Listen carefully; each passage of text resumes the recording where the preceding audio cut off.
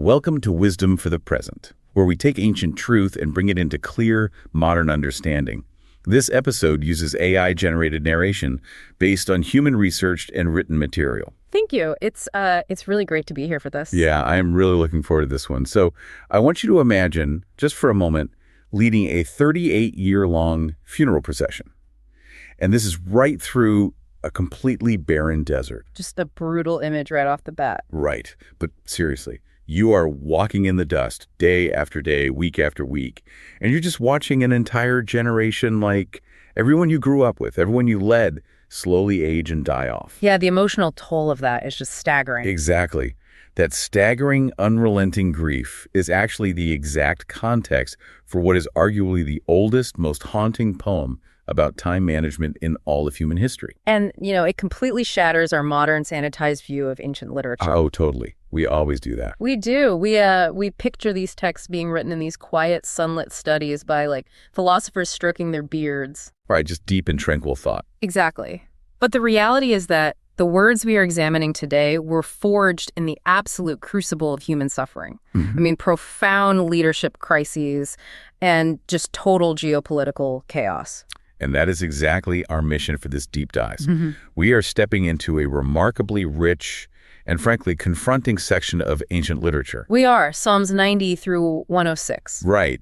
So whether you are currently trying to manage a fractured team, navigating a sudden personal crisis, or you're just, exhausted trying to figure out how to live a meaningful, anchored life in a chaotic world, we are acting as your guides today. Absolutely. We are going to extract the deeply practical, transformative wisdom hidden in these texts and basically translate it directly into your daily reality. And to anchor this exploration, we are drawing heavily on the biblical text itself, specifically utilizing the World English Bible Translation for its clarity. Which is a great translation for this. It really is.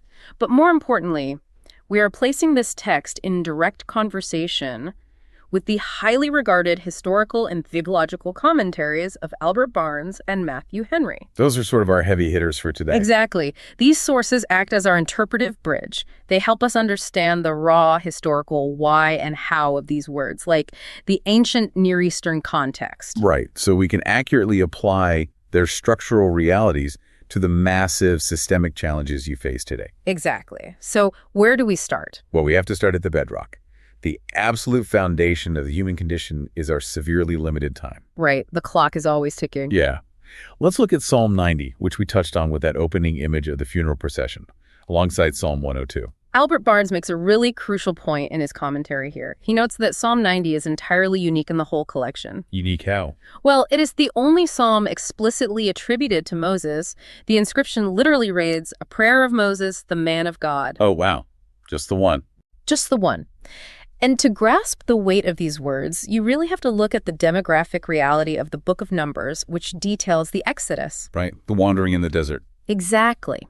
Because of a catastrophic national rebellion, an entire generation of Israelites was sentenced to wander and die in the wilderness before the nation could enter the Promised Land. It's just a massive scale of loss. It is. Literally every single person over the age of 20 when they left Egypt died in that desert over the course of 38 years. The psychological toll of that is almost incomprehensible. Yeah. Moses isn't just writing a theoretical treatise on mortality here. He is actively burying his peers, his friends, his family, day in and day out. Right. It's incredibly visceral. And the specific metrics he uses in the text really reflect that brutal, on-the-ground reality.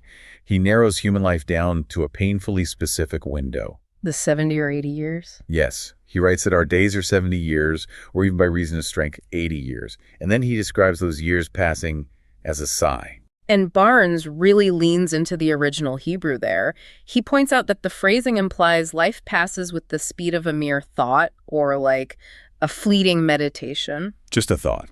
That is incredibly fast. Right. It is like an electrical impulse in the brain, and then it is just gone. Matthew Henry's commentary expands on a similar translation, comparing it to a tale that is told. Oh, I like that phrasing. Yeah. Henry observes that we often spend our years exactly like someone casually telling an idle story, just carelessly, to very little purpose. And entirely without regard for the fact that the story has a hard, unyielding ending. Exactly. So how does that reality check hit us today? Usually pretty hard. Yeah. Because we exist in an era, and really an entire global economy, that is financially incentivized to hide this truth from you. Oh, absolutely. The anti-aging industry alone is massive. Right. You are constantly bombarded with biohacking podcasts, anti-aging serums, cryogenic theories, and this relentless hustle culture. And all of it implicitly demands that you operate as if you have infinite time. We totally trick ourselves. We believe we have infinite time to eventually repair that broken relationship with a sibling or, to finally quit the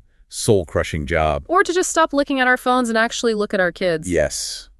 It is a systemic delusion of limitlessness. It really is. Modern culture assumes that acknowledging limits is some form of weakness, or maybe just extreme pessimism. Right, like you're just being a downer. Exactly. But the author of Psalm 90 insists the exact opposite. Wisdom does not begin with endless potential. Where does it begin then? Wisdom begins with embracing your ultimate non-negotiable limit. Moses contrasts our fragile grass-like existence, sprouting in the morning and withering by evening, with the deep eternity of God. It is meant to be a jarring, uncomfortable juxtaposition. Very much so. Think about it like being issued a very strict, limited duration visa in a foreign country. Oh, that's a great analogy. Thanks. If, with absolute certainty that your visa expires in exactly 70 or 80 days, how do you behave? You definitely act with more urgency. Right.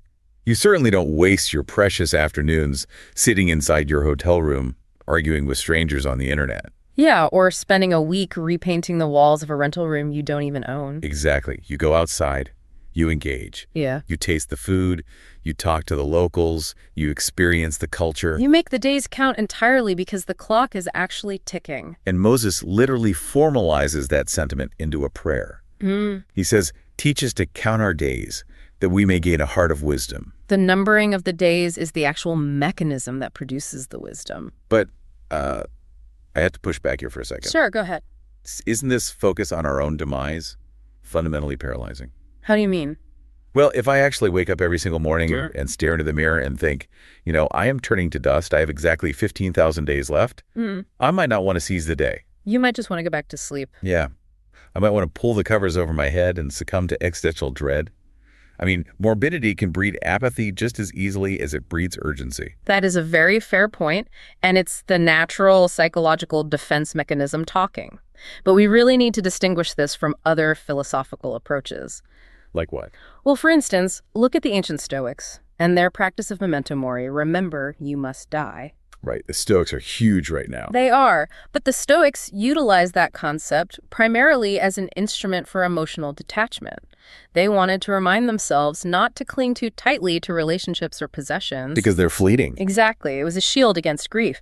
But Psalm 90 flips that mechanism completely on its head. How so? It uses the reality of death not for detachment, but for profound relational and purposeful engagement. Ah, okay. So the awareness of death isn't supposed to make you care less. No. It's actually supposed to make you care more about the right things. Exactly the opposite of apathy. Moses isn't saying life is short, so nothing matters, why bother? He is arguing life is finite, therefore how you spend the specific Tuesday matters immensely. That makes a lot of sense. It's like basic economics. Right.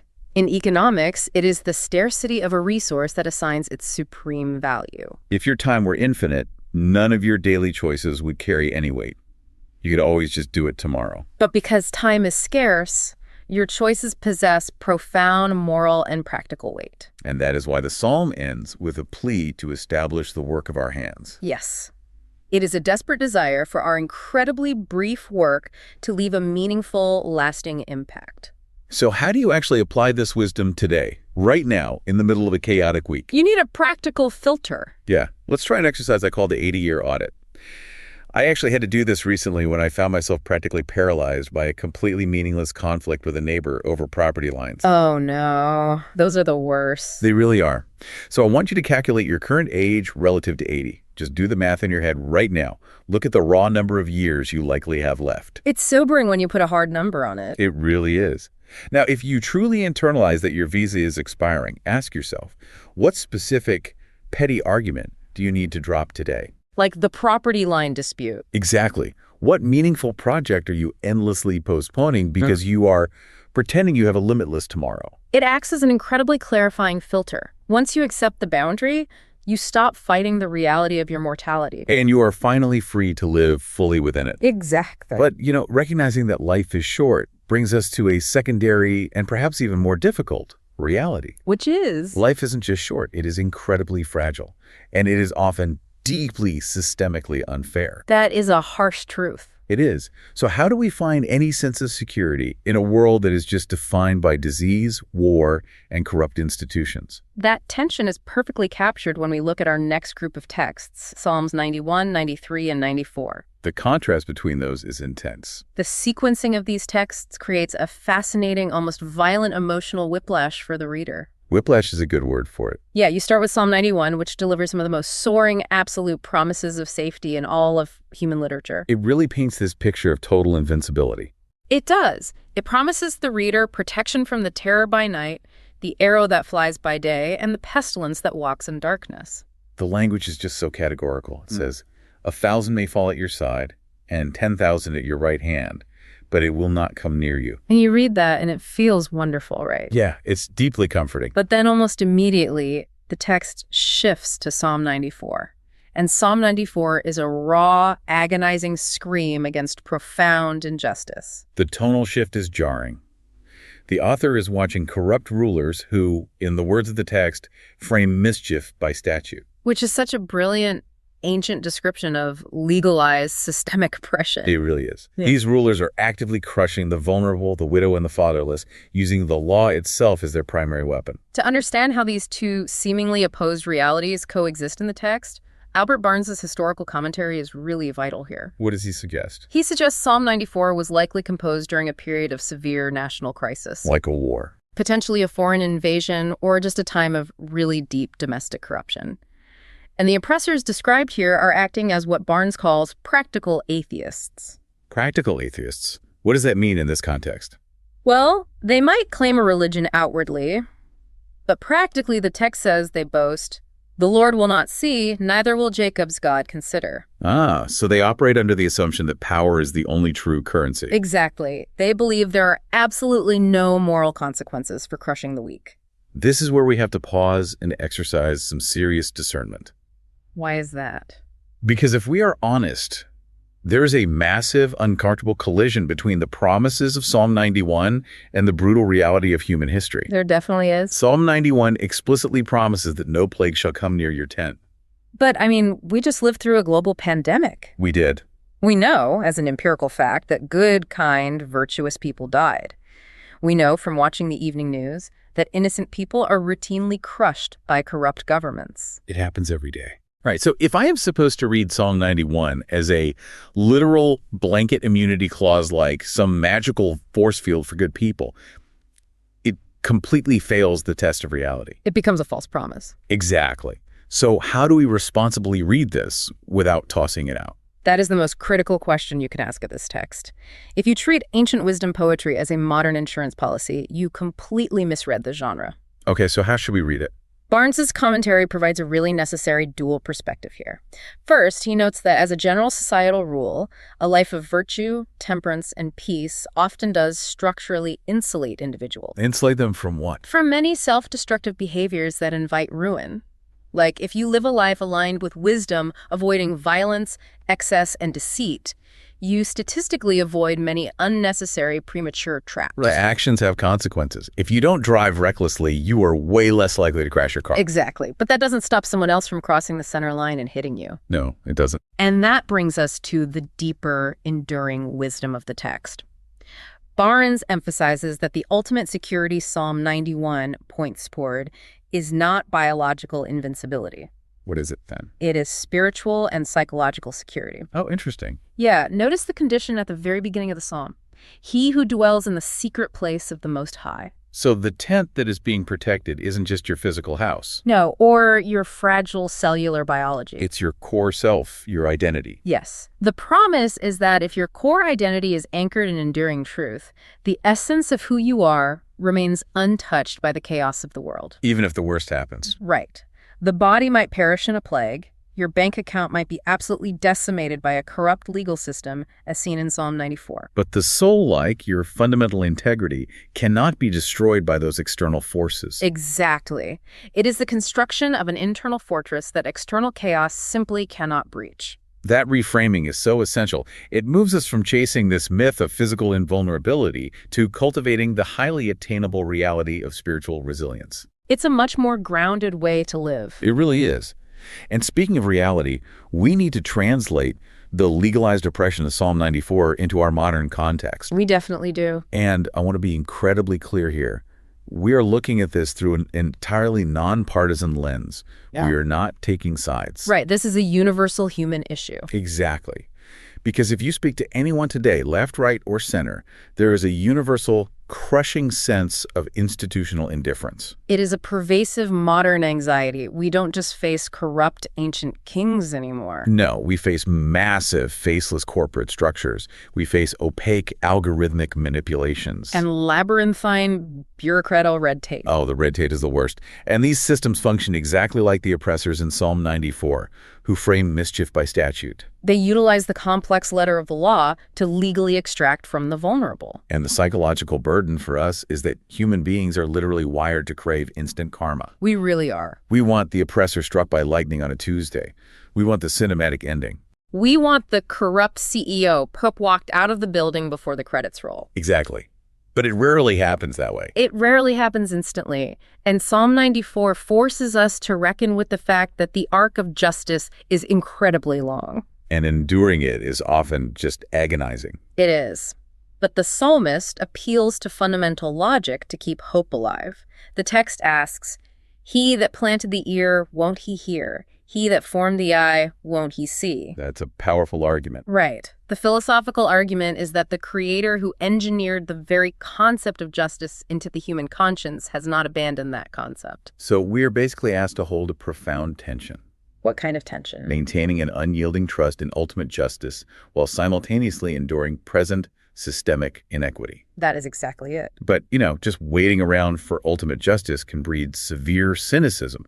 It can make you feel completely helpless. Oh, absolutely. If you focus only on the macro, it's paralyzing. Right. If I can't defeat the massive, corrupt system, what am I supposed to do today? You have to shrink your focus. Yeah, let's look at a practical application I call micro-justice. I love that concept. You and I do not have the power to single-handedly dismantle global corporate greed by tomorrow morning. Obviously not. We cannot rewrite international law. Yeah. But utilizing the exact language of these psalms, you have the absolute agency to become a high tower and a refuge for someone in your immediate circle. That is the perfect localized translation of the text. Thanks. When the macro system fails an individual, you step into the gap.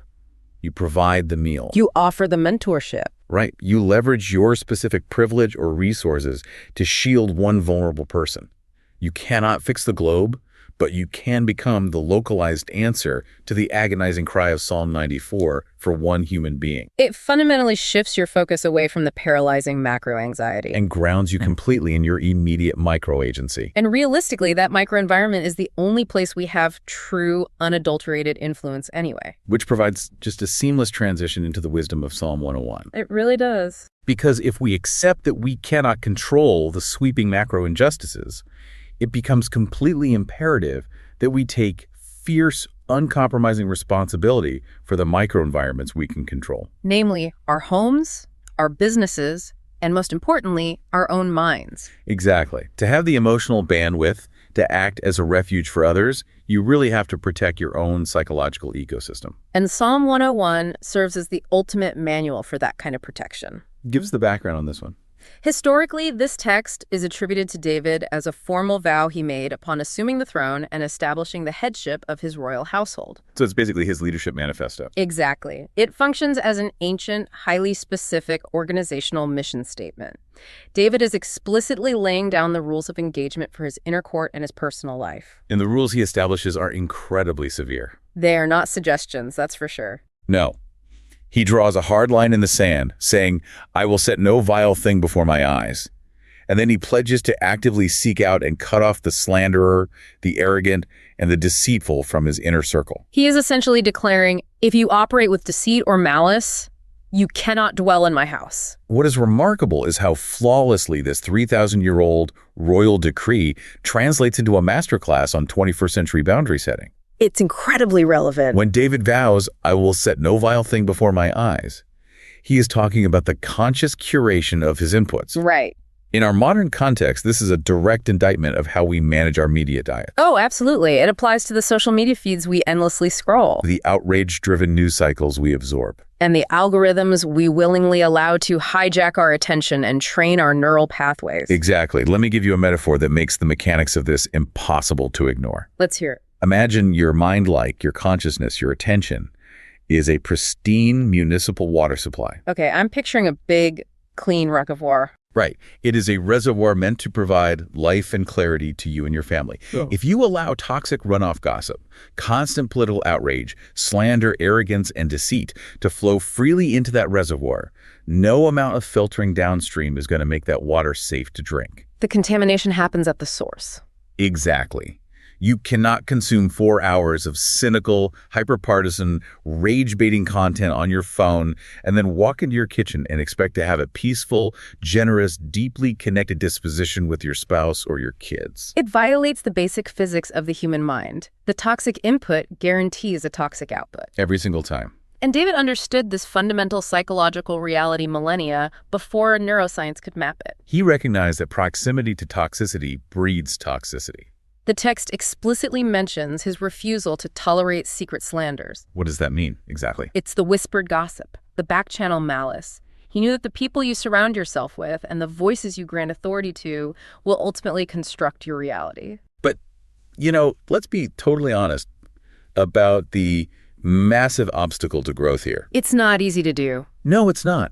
Actually, setting and enforcing these kinds of boundaries will make you deeply unpopular. I know this from personal experience. People don't like being cut off. They really don't. Yeah. If you are the one person who refuses to participate in workplace gossip, if you literally walk away when the secret slanders start, or if you actively cut out a toxic, dramatic friend from your life, you risk severe social isolation. People will definitely call you arrogant. Oh, yeah. They will say you think you're better than them. They will call you aloof or prudish. But that is the unavoidable cost of true leadership, whether you are leading an ancient nation, managing a modern corporation, or simply leading your own life. Excellence, and more importantly, peace of mind, requires exclusion. It absolutely does. You cannot cultivate and protect a healthy culture without actively, intentionally keeping the unhealthy elements out. Matthew Henry has a note on this, doesn't he? He does. Henry notes on this specific passage that those in power must be a terror to evildoers. That's intense. It is. When applied to our personal lives, we must become a terror to the digital habits, the inputs, and the relationships that actively degrade our souls. I want to challenge you to put this into practice this week with an input detox. An input detox. I like the sound of that. Well, I had to do it myself. I found myself doom scrolling through incredibly negative news for an hour last Sunday, and it completely ruined my afternoon. My mood was just shot. We have all been there. So try this. For just 7 days, strictly enforce David's rule. Set no vile thing before your eyes. Unsubscribe from the newsletters that are specifically designed to make you angry. Yes.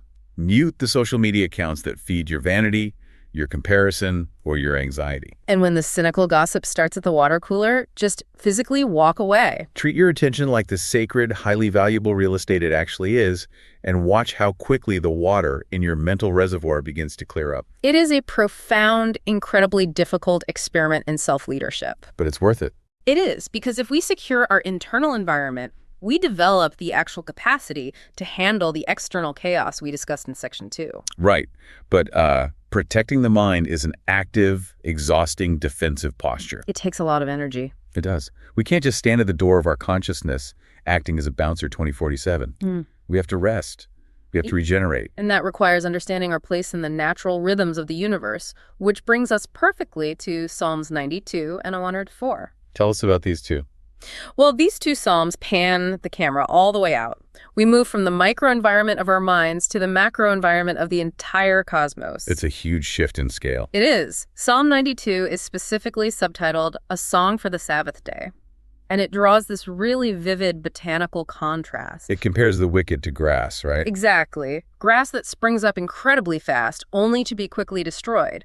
But in stark contrast, it claims the righteous will flourish like a palm tree and grow like a cedar in Lebanon. And continuing to bring forth fruit even in old age. Yes.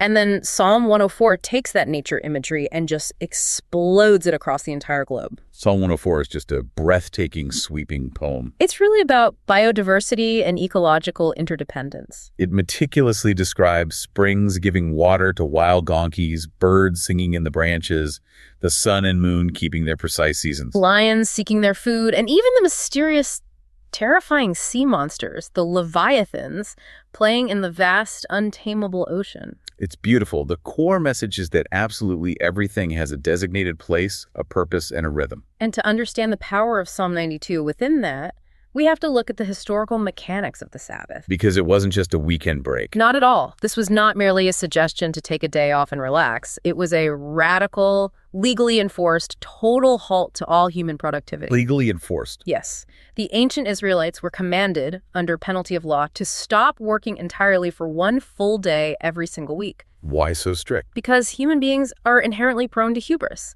The Sabbath was a weekly, structural ego check. Oh, that makes sense. It forced them to stop their frantic labor and just watch the sun rise, the crops grow, and the world continue to spin perfectly well without their constant intervention. It reminded them that they were creatures, not the creator. Exactly. And that is a direct, violent assault on how we operate in the modern world. We really struggle with stopping. We do. We are a culture absolutely obsessed with what I'd call grass growth. We idolize the overnight success. Totally.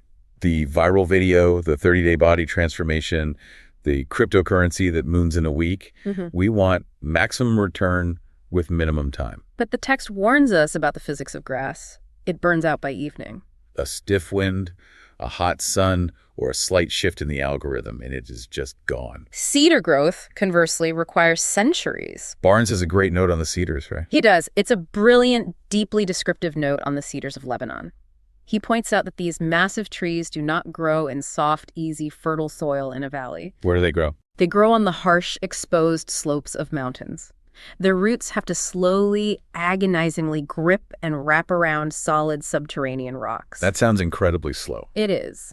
But this incredibly slow process of deep root formation is precisely what allows the massive tree to withstand brutal, freezing mountain storms that would instantly rip up any fast-growing plant. Deep roots require immense time. They demand a pace that respects the painful process of maturation. Okay, I have to play devil's advocate here for a second. Go for it. Because this sounds beautiful in poetry, but it feels like professional suicide in reality. Well, how so? We live in a hyper-competitive, globalized, 2047 economy. True.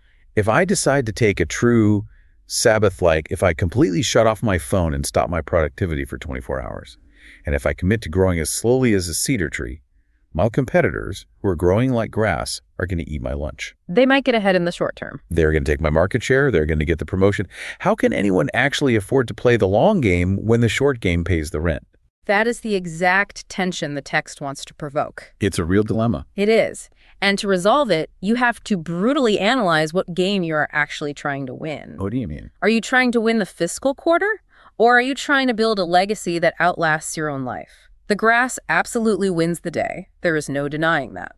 But the cedar wins the century. Wow. It's the difference between a flash in the pan and actual structural integrity. Precisely. And if we look at the mechanics of this through the lens of Psalm 104, we see a blueprint for humility and eco-consciousness. We are placed within a grand, interconnected web of life. We are just one single part of a vast ecosystem entirely dependent on the breath or spirit of the Creator. So when we refuse to rest, like when we answer emails at 11:00 p.m. on a Saturday, we are essentially fighting the natural biological rhythms of the universe. We are arrogant enough to act as if we are the sustaining force of the world. Which perfectly explains the modern epidemic of burnout. Oh, absolutely. We are physically breaking down because we are trying to run a lifelong marathon at the pace of a 100-meter sprint. Completely ignoring our biological and spiritual necessity for rest. Exactly. And note the promise of Psalm 92. The cedars bring forth fruit in old age. True wisdom, deep relational trust, and enduring structural success compound over time. They really cannot be hacked. They can't. So Let's turn this into a practical strategy. Identify one specific area in your life right now where you are desperately, anxiously chasing grass growth. Maybe it's a side hustle or a financial target. Or even forcing a new relationship to get serious way too quickly. Yeah. Now, consciously force a paradigm shift. Yeah. What does the cedar growth strategy for this look like? What is the 20-year plan for this endeavor? Yes. If you give yourself a decade to build the roots instead of a month to show the foliage, how does your daily anxiety level change? It usually drops significantly. How does your daily methodology change? It changes the entire architecture of your approach. You immediately stop looking for shortcuts and hacks, and you start pouring concrete for a foundation. Which brings us to the most frustrating question of all. Uh-oh, what's that? Well, we have covered the brevity of life, the need for an internal fortress, the absolute necessity of curating our mental inputs, and the wisdom of resting and playing the long game. The rules for a good, meaningful life seem remarkably clear. Exactly. So why do we constantly, predictably mess it up? Why do we self-sabotage? That is the million-dollar question. It is. And that brings us to our final section, the anatomy of self-sabotage and the ultimate compassion, looking at Psalms 95, 103, 105, and 106. This final cluster of Psalms provides a really raw, unfiltered, almost embarrassing look at human psychology. Psalms 105 and 106 function as historical recaps of the Exodus, right? They do, but they are written specifically to highlight the cyclical, maddening nature of human rebellion and self-sabotage. The text details the Israelites experiencing literal, undeniable miracles. They watch the Red Sea part. They are supernaturally fed with manna from heaven. And yet, almost immediately after these massive deliverances, they murmur, they complain. They rebel. They build a golden calf to worship. And most shockingly, they repeatedly cry out, longing to go back to being slaves in Egypt. Why? Because they missed the food they used to eat in captivity. It is infuriating to read. It really is. You just want to reach through the pages and shake them. You want to yell, you just saw the ocean split in half. You are free. How are you complaining about the menu? But then Psalm 95 drops this really severe warning, harden not your hearts. And Psalm 106 diagnoses the exact mechanics of their failure. Matthew Henry calls it the downhill nature of sin. I love that phrase. What does he mean by that? He points out a fascinating psychological progression in the text. Omissions inevitably lead to commissions. Okay, unpack that. The text says they forgot the works of God. That initial omission, just the simple act of forgetting their blessings, led directly to panic. And panic leads to bad decisions. Exactly. That panic led to a desperate need for control, which eventually culminated in the commission of idolatry. What is truly confronting here is the psychology of forgetting. We look at the ancient Israelites with judgment, thinking they were incredibly foolish. But if we translate this into modern behavior, we do the exact same thing. We really do. Think about how often you achieve a major, long-sought life goal. You finally get the promotion, you buy the dream house, you marry the person you love. And within a month, you are completely consumed by anxiety about the new mortgage or the stress of the new job title. You actively complain about the very thing you spent years praying for. We constantly, predictably trade our hard-won long-term freedom for the comfortable slavery of old, toxic, but highly familiar habits. We deeply crave the familiarity of Egypt, even if it means wearing chains. Because the uncertainty of freedom in the wilderness is terrifying. It is, but we have to exercise some careful discernment here, because Psalm 106 goes to a very dark, extreme place. It definitely does. The text explicitly states that the Israelites mingled with the surrounding nations and literally sacrificed their own sons and daughters to idols. It's horrifying. Modern listeners hear that ancient atrocity and immediately disengage. We think, well, we are civilized now. We have modern human rights. We would never do something so barbaric. We might not place our children on a literal bloodstained stone altar. Right. But if we look at the underlying mechanism of sacrifice, we absolutely sacrifice our children's well-being, our own physical health, and the intimacy of our marriages on the altars of our modern idols. Wow. That's a heavy translation. Think about it. We sacrifice them to the idol of extreme wealth, constantly missing dinners to work late. We sacrifice them to the idol of corporate ambition, relocating our families endlessly for a new title. We sacrifice them to the idol of social status, going into massive debt to project a certain image. We basically pour our lifeblood and the well-being of our families into systemic machines that demand everything from us, while falsely promising identity and security in return. That is a haunting, devastating translation of our current culture. We are just as prone to idolatry. We've just dressed it up in a suit and tie. Exactly. So how do we actually stop this cycle of self-sabotage? How do we stop grooving these cynical, destructive pathways in our minds? This is where ancient wisdom perfectly aligns with modern science. Let's hear it. We now have a deep understanding of neuroplasticity. That's the biological ability of the brain to literally rewire its physical structure based on repeated thoughts and behaviors. So when Psalm 95 warns, harden not your hearts. It is accurately describing the danger of grooving negative neural pathways. When you repeatedly complain, your brain releases cortisol. You train your amygdala to constantly scan the horizon for threats and unfairness. And over time, that neural pathway literally hardens. Cynicism becomes your default biological setting. So what is the biological and spiritual antidote? The antidote is found in Psalm 103. It's active vocal gratitude. Active gratitude. The text commands, forget not all his benefits. This isn't just nice poetry, it is a cognitive behavioral intervention. That is fascinating. When you actively, vocally list the good things that have happened, you force your prefrontal cortex to search for positives. You literally build new, thicker neural bridges associated with hope and resilience. Gratitude physically rewires the hardened heart. It does. But, here's the beautiful, heartbreaking reality. Even when we know the science, even when we know the theology, Yeah. we still fail. We are human. We still snap at our kids. We still doom scroll. We still forget. And this is where Psalm 103 provides what I honestly believe is the most breathtaking passage in this entire collection. Which verse is that? It says of God, he knows our frame, he remembers that we are dust. Wow. It compares the Creator's compassion to a father pitying his own children. If you look at the mechanics of that compassion, it is just profound. The Creator is not shocked or surprised by our frailty. Not at all. The mathematics of mortality we discussed back in Psalm 90, the stark reality that we are made of dust, is not used here by God as a weapon to condemn us. It is used to explain his boundless grace. He doesn't expect you to be made of titanium. He knows exactly how fragile you are. Which gives us our final, and perhaps most important, practical application. The dust reflection. Tell us how that works. When you inevitably fail this week, when you lose your temper with a coworker, when you break the boundary you promised to keep, or when you realize you've been sacrificing your family time for a meaningless status symbol, what do? The natural instinct is to spiral into brutal self-loathing and shame. Right. We beat ourselves up. Instead, I want you to apply Psalm 103. Speak to yourself with the exact same compassion outlined in the text. Say it out loud. Yes, say out loud, I am dust. I am a fragile, flawed work in progress.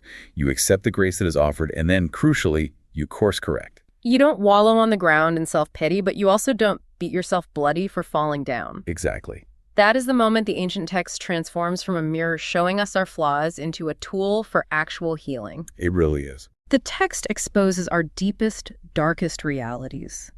Our brevity, our vulnerability, our profound tendency to self-sabotage, not to leave us in a state of despair, but to point us toward a grounded, highly realistic, and deeply supported way of living. We are incredibly fragile, yes. But we are held. We are fragile, but we are held. I want you to think deeply about the narrative of your own life. Just sit with this for a moment. If your entire life up to this exact moment were written down with the unvarnished honesty of Psalm 106, complete with every single forgotten blessing, every repeated foolish complaint, and every self-sabotaging mistake you've ever made, how would you read your own story? It's a tough question. Would you view yourself with harsh, unforgiving, relentless judgment? Or will you finally allow yourself to receive the profound grace and compassion that these ancient texts suggest the universe already offers you? That's the heart of this section. This is wisdom for the present, where understanding leads to clarity, and clarity shapes how we see and live. We'll see you in the next episode.